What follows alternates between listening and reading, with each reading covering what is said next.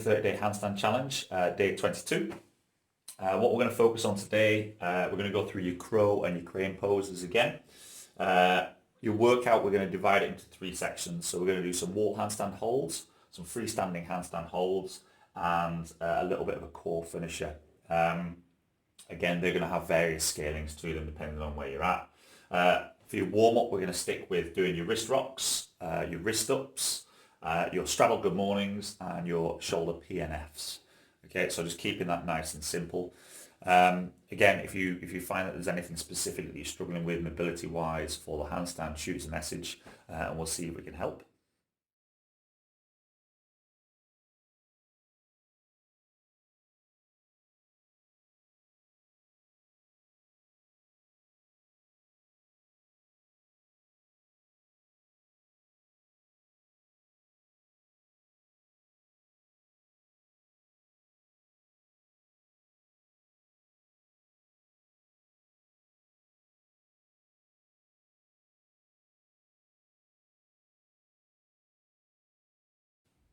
For your buy-in, we're going to break it down into 2 parts again. So the first part is going to be your shoulder extensions. Remember, that's going to be 10 seconds, as much as you can pulling off the ground, 3 times through with 20 seconds rest in between.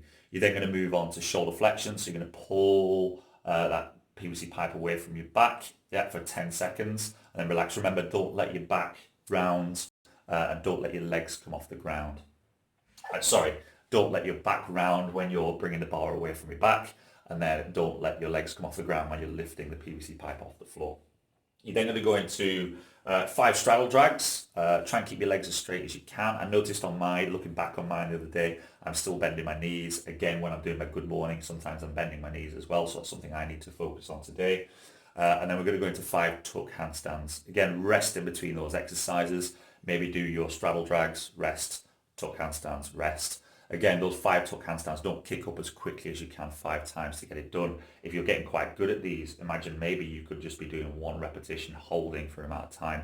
5 is about where I need to be, just because I tend to take a few efforts to try and get over. And then let's say by the 3rd one, I'm actually starting to balance. I might do the next 2 a little bit slower. That's it for your bite.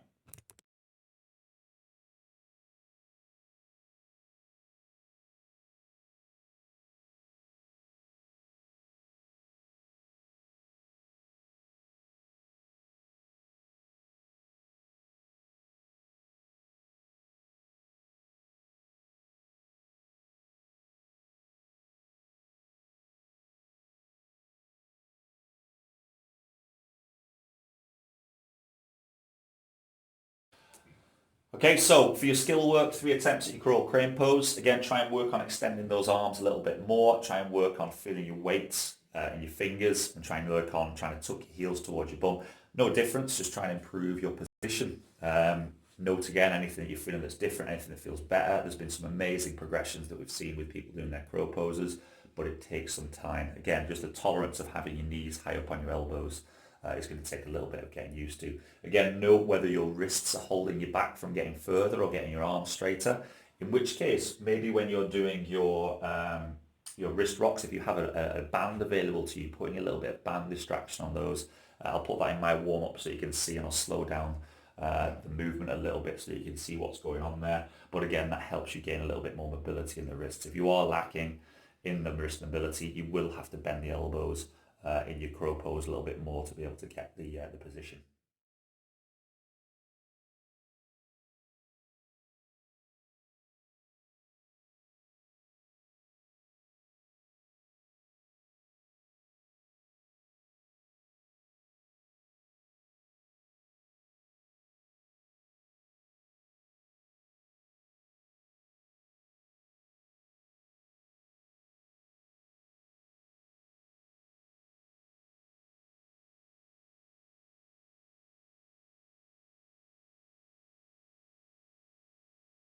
Going to have to spend a little bit longer on the workout today, just explaining it.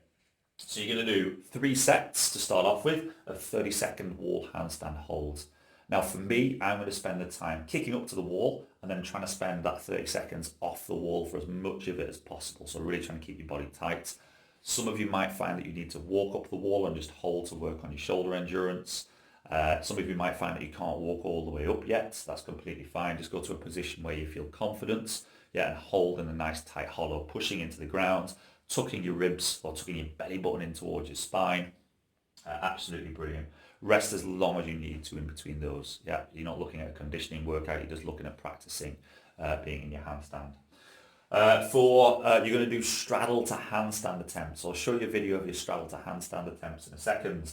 But what we're going to look for here is when we've been practicing your straddle ups, so in the buy-ins where you're trying to get your hips over your shoulders, you're then going to try and bring your legs together. If you can't do a straddle to handstands, make sure you've got a lot of space for this. Just practice your straddle ups. So spend maybe 5 attempts. Again, you might find that you need multiple attempts to have those 5 attempts. So I don't mean kick up 1, 2, 3, 4, 5. You've got it. That's it. That means that like 5 successful attempts. So if you can hold a handstand for any amount of time after the straddle, hold it for as long as you need to and rest in between again.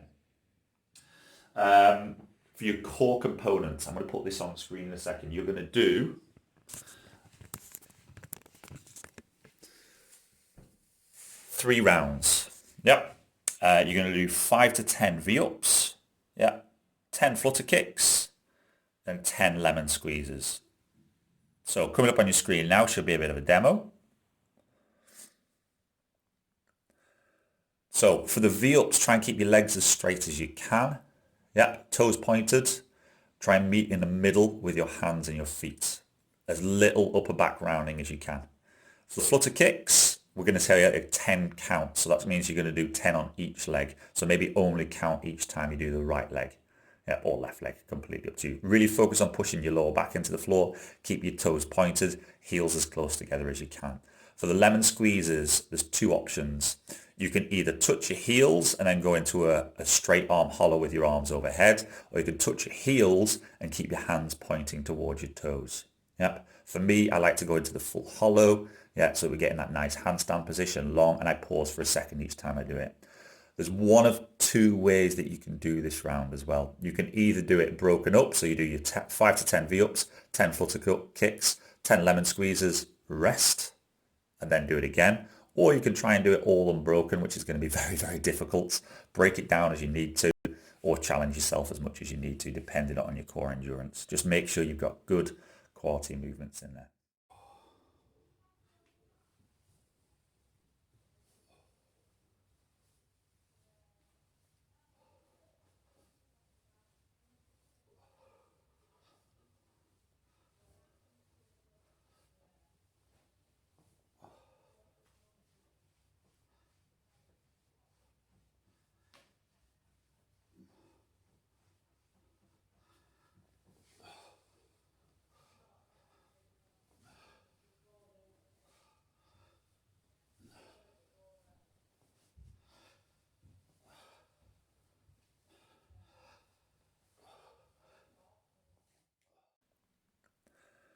So for the V-ups, try and keep your legs as straight as you can.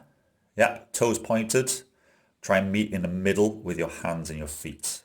As little upper back rounding as you can. For the flutter kicks, we're going to say a 10 count. So that means you're going to do 10 on each leg. So maybe only count each time you do the right leg. Or left leg, completely up to you. Really focus on pushing your lower back into the floor. Keep your toes pointed, heels as close together as you can. For the lemon squeezes, there's 2 options.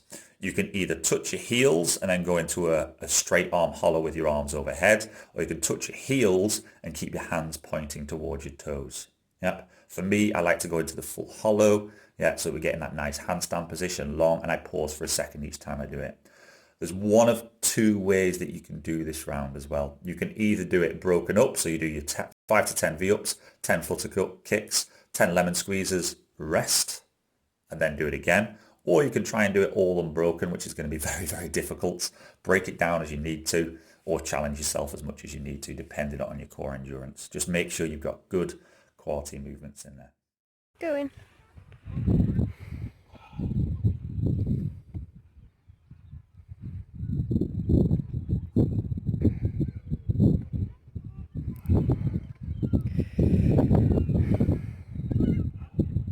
Halfway.